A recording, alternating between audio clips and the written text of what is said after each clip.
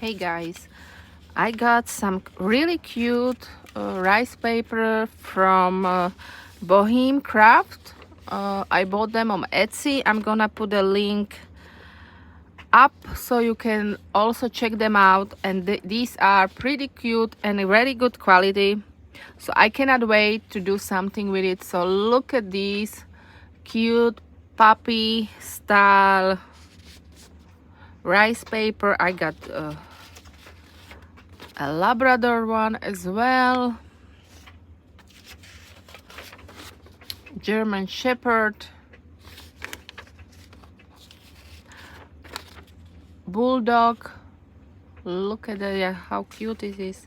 Some cute kitty ones and some puppy ones as well. And now I am deciding on which of these should they go.